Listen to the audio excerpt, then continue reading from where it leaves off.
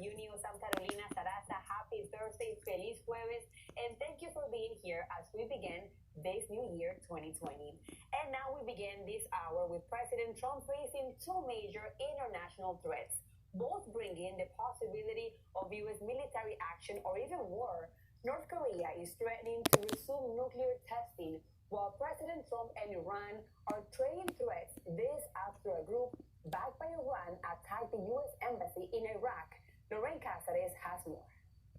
Hundreds of troops have been deployed to Iraq, hundreds more on standby. This increasing tensions as pro-Iranian elements in Iraq continue to demand the removal of all American forces. Back to you, Carolina.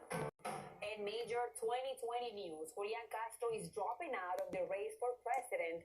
The former Housing and Urban Development Secretary was the only Latino running for the White House, but had been struggling with fundraising.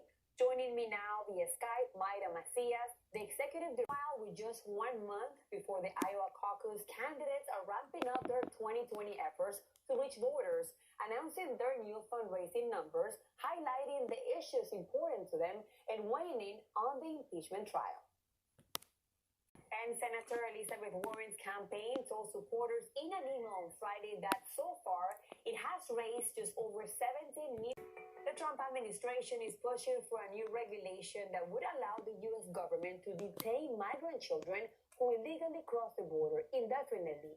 As Pablo Gato explains, many advocates believe it is just the latest in an ongoing effort by the administration to crack down on who is coming into the country. The Department of Homeland Security is seeking to review all laws granting driver's licenses to undocumented immigrants. The review is being called for in a memo from the acting DHS secretary. Peggy Carranza has the details from New York City. Unknown when the results of the study requested by Wolf could be available. At least 15 states have laws allowing undocumented immigrants to obtain driver's licenses. In New York City, Peggy Carranza, Unews.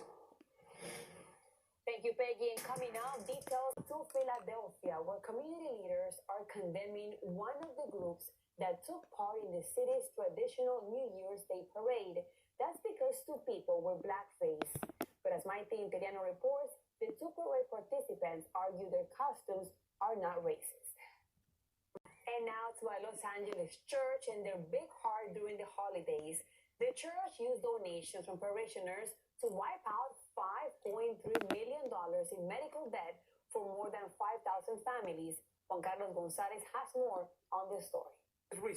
What a beautiful story. Still ahead, caught on camera, and welcome back. A Kansas City neighborhood is shaken after a triple homicide.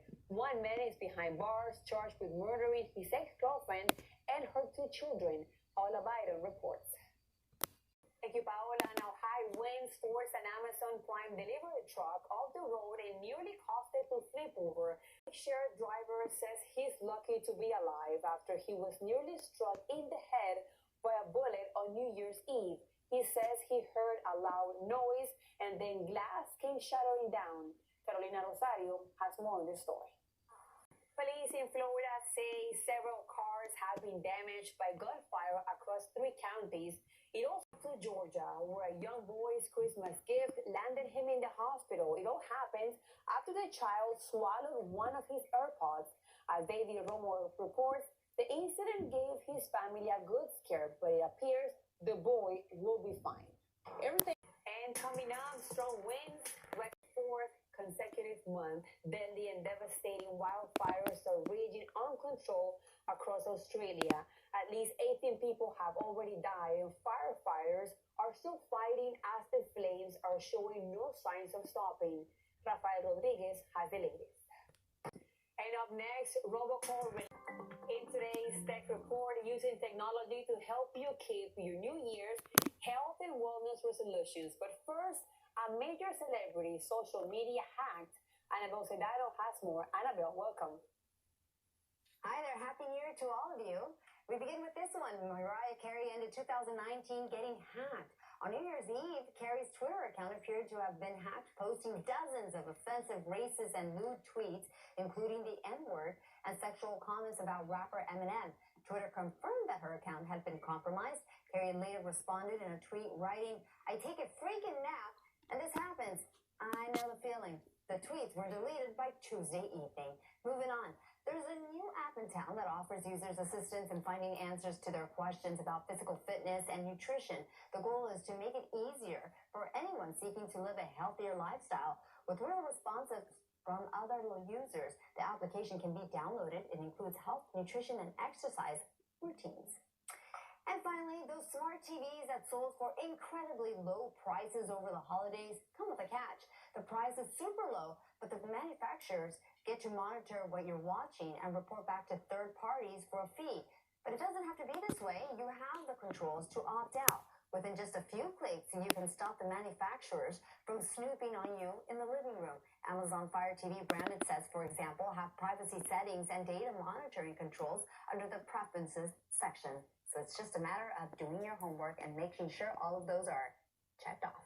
I'm Annabelle Sedano, and that was your daily dose of tech news. Have a good one, guys. Thank you, Annabelle, and Happy New Year to you too. And now 2020 may be the year you get fewer annoying robocalls. President Trump signed a law Monday increasing. Call it coincidence or a case of really good timing. The twin sisters in El Paso, Texas, both became first-time moms on the same day. The two gave birth just hours apart. Azul Alvarez has more on the story. It's not uncommon for Las Palmas. What a beautiful coincidence and gift to welcome 2020. Thank you, all of you, for being with us in the first newscast of the 2020. Have a great rest of the afternoon. We'll see you guys tomorrow. Hasta mañana. Gracias.